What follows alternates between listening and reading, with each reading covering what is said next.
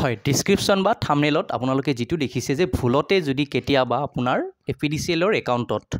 মানে যি smart meter লগোৱাইছে এতিয়া সকলোৰে ঘৰে ঘৰে অসমৰ প্ৰায়ভাগ ঠাইতে স্মাৰ্ট মিটাৰ হৈছে যদি ভুলতে হ'ব পাৰে ভুল মোৰ লগত ঘটি যোৱা এটা ঘটনা ধৰি লওক মোৰ নিজৰ যেটো কৈ আছো কনজিউমাৰ যেটো নম্বৰ হেতু হেখত এটা সংখ্যা আৰ কি 3443 তেনেকুৱা এটা মিস্টেক হয় বাই মিস্টেক মই বেলেগৰ একাউণ্টত এটা ৰিচাৰ্জ কৰি দিছিলো সো তাৰ পিছত চাওক আপোনাৰো হ'ব পাৰে সেই মিস্টেকটো বা হৈছে সেই কাৰণে হে আপোনালোকে এই ভিডিওটো চাই আছে আৰু ভৱিষ্যতে নহবলৈ বা এনেকুৱা এটা ঘটনা হলে কি কৰিব হেতু জানিবলৈ আপোনালোকে ভিডিওটো চাই আছে ডেফিনেটলি এটা ধুনিয়া এটা সলিউশন বা ভাল সলিউশন এটা দিম চাওক ভুলবশত কি হল আপুনি নিজৰ কনজিউমাৰ নাম্বাৰটো মাৰতে কিবা এটা সংখ্যা ইফাল হিফাল হল 34 মাৰিব লাগে 43 মাৰি দিলে আৰু বেলেগৰ একাউণ্টত এটা ৰিচাৰ্জ গুছি গল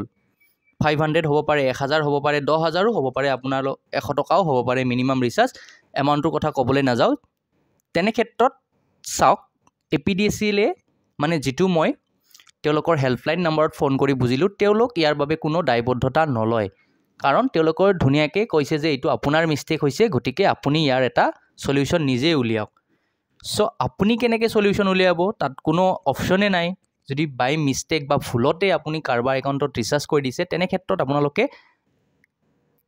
এই যে এপিডিসিএলৰ এপটোত কানেক্ট উইথ আস বুলি আছে তাতে কল অপচন এটা পাব নহয় তাত কল কৰিব আৰু কল কৰাৰ লগে লগে এটা হেল্পলাইন নম্বৰ ওলাব হেতু হৈছে 1912 এটো এপিডিসিএলৰ অফিচিয়েল হেল্পলাইন নম্বৰ তাত গৈ আপুনি গোটেই কথাখিনি ক'ব পাৰে যে মোৰ এনেকুৱাকে মোৰ ফুল হৈ গৈছে গটিকে মই কি কৰিম আৰু তেওঁলোকেও এটো 2024 আগষ্ট মাহৰ এপিডিসিএলৰ পলিচিটো খুব এটা ভাল পলিচি নহয় যেহেতু ভুল হ'ব পাৰে ডেফিনেটলি যিকোনো মানুহৰে ভুল হ'ব পাৰে এই ক্ষেত্ৰত এপিডিসিএলে এটা হস্তক্ষেপ কৰাৰ প্ৰয়োজন আছিল কিন্তু তেওঁলোকে ডাইৰেক্টলি জনাইছে 2024 আগষ্ট মাহলৈকে তেওঁলোকৰ তেনেকুৱা কোনো ৰুল নাই বুলি জনাইছে যে আপোনাৰ ভুল হলে আপুনি নিজেই তা মানে হেতু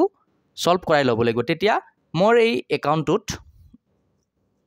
এটো মোৰ দ্বিতীয়টো একাউণ্ট এটো মোৰ একাউণ্ট ইয়াতে এটা নাম্বাৰ ধৰক 34 নাম্বাৰটো 43 হৈ গৈছে সো তেনেকে বেলেগ এটা এই নিটাৰ একাউণ্টত ৰিচাৰ্জ কৰিব বিচাৰিছিলো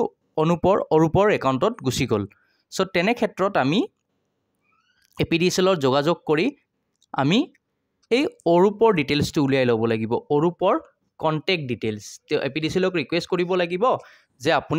আপোনালোকে যদি পাৰে এটলিষ্ট মোক তেওঁৰ কন্টেক্ট ডিটেইলছটো দিয়ক তাৰ পিছত সেই মানুহজনৰ লগত আপুনি যোগাযোগ কৰি বাকিখিনি নেগোশিয়েট কৰি লৈ আপুনি আপোনাৰ টকাটো ল'ব লাগিব এটা ভাল কথা যে এটা নম্বৰৰ ইফাল হিফাল হলে জেনাৰেলি কি হয় ওচৰৰ মানুহে ওলায় বা লোকেল এৰিয়াৰ মানুহে ওলায় যেহেতু মানে যেটো কনজিউমাৰ নাম্বাৰ হয় হেতু সিৰিয়েল হিচাপে দিয়া হয় গটিকে এই ক্ষেত্ৰত পোৱাৰ চান্সটো যথেষ্ট বেছি থাকে আৰু যদি কোনোবাই নিদিও আপুনি মানে জোৰ কৰি তেৰ পৰা পইচাটো ল'ব নোৱাৰে গটিকে খুব ধুনিয়াকে আপোনালোকে তেওঁলোকৰ আলোচনা কৰে কাৰণ এটো মিস্টেক বাই মিস্টেক সকলোৰে হ'ব পাৰে যদিহে হৈছে আপোনালোকে এপিডিসিএলৰ পৰা তেওঁৰ এটলিষ্ট কন্টেক্ট ডিটেইলছটো উলিয়াই লৈ নম্বৰটো উলিয়াই লৈ তাৰ পিছত তেওঁৰ লগত ফোন কৰক ফোন কৰি গুগল পে ফোন পে সকলোৰে আছে তাত তেওঁ কথাখিনি জনাই দিয়ক বা আপুনি মোৰ এই একাউণ্টত ৰিচাৰ্জ কৰি দিব পাৰে বা মোক গুগল পে ফোন পে কৰি দিব পাৰে আৰু এপিডিসিএলৰ যিসকলৰ যদি কোনোবা কৰ্তৃপক্ষই চাই আছে মই তেওঁলোকক এটা ৰিকুৱেষ্ট কৰিছো যাতে এনেকুৱা প্ৰবলেম এটা হ'ব পাৰে যেহেতু ডিজিটেল আৰু সকলোৰে ক্ষেত্ৰত ভুল হ'ব পাৰে তেনে ক্ষেত্ৰত এটা ব্যৱস্থা থাকিব লাগিছিল যাতে কনজিউমাৰৰ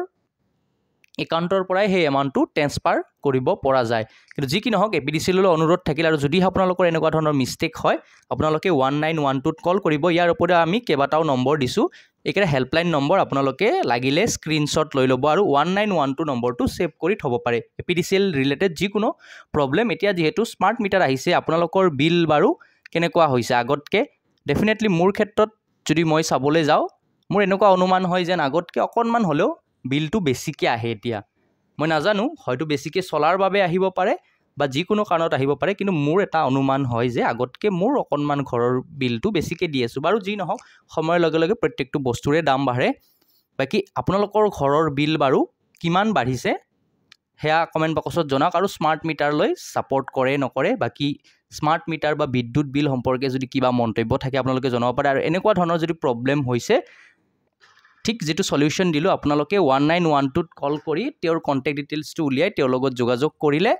আপুনি পাব পাৰে বাকি APDCL তেনেকুৱা কমপ্লেইন এতিয়ালৈকে লোৱা কোনো সিস্টেম নাই গটিকে APDCL ক ৰিকুৱেষ্ট কৰিছো তেনেকুৱা এটা সিস্টেম তেওঁলোকে বনাওক বাই মিস্টেক সকলোৰে ক্ষেত্ৰত হ'ব পাৰে এই কথাটো ঠিক আছে মোৰ যেটো মিস্টেক হৈছিলে মই তেওঁৰ লগত যোগাযোগ কৰিছো খুব ধুনিয়াকে তেওঁ আনকি নিজে আহি মুক দি গৈছে পইচাটো ঠিক আছে সো প্ৰত্যেক মানুহে ভাল নহয় গটিকে যদিহে নিদিয়ে তেনে ক্ষেত্ৰত কি কৰিব হেইভাবে মই ভিডিওটো বনালো আৰু মোৰ ক্ষেত্ৰত কি হৈছে তেওঁ নিজেই আহি কষ্টকে মানে এমাউন্টটো মুক দি থৈ গৈছে ঘৰত সো চাওক এনেকুৱা ভাল মানুহো থাকে কিন্তু সকলোৱে ভাল মানুহ নাথাকে ম্যাক্সিমাম ভাল মানুহে থাকে কিন্তু তাৰ মাজতো দুই এজন বেয়া থাকে গটিকে যদি নিদিয়ে তেনে APDCL এই ক্ষেত্ৰত হস্তক্ষেপ কৰা উচিত কাৰণ ভুল হ'বই পাৰে ঠিক আছে ভিডিওটো ইমানেই আছিল যদি কাৰোবাৰ এনেকুৱা প্ৰবলেম হৈছে ভিডিওটো শেয়াৰ কৰি দিব চেনেলটো সাবস্ক্ৰাইব কৰি দিব আসলতে আমি চেনেলটোত এটো এটা শিক্ষামূলক চেনেল যদিও আমি এটো এটা শিক্ষামূলক ভিডিওই কাৰণ এই কথাটো আমি সকলে জানিব লাগে আৰু এনেকুৱা পৰিস্থিতিত কি কৰিব চাওক অসমত কোনো ধৰণৰ চেনেলে এনেকুৱা ধৰণৰ এটা ভিডিও বনোৱা নাই সো গটিকে মোৰ লগতো যেহেতু এনেকুৱা এটা সিচুৱেচন হল আৰু সিচুৱেচনটো সলিউশন মই কেনেকৈ কৰিলো হেতু আপোনালোকক জনালো ভিডিওটোত ইমানেই আছিল ধন্যবাদ জয় অসম আৰু চেনেলটো সাবস্ক্ৰাইব কৰি বন্ধু-বান্ধৱীলৈ শেয়াৰ কৰিব আগন্তুক ADRE আৰু প্ৰতিটো কম্পিটিটিভ এক্সামৰ বাবে এই চেনেলটোত ভিডিও দিয়া হয় ধন্যবাদ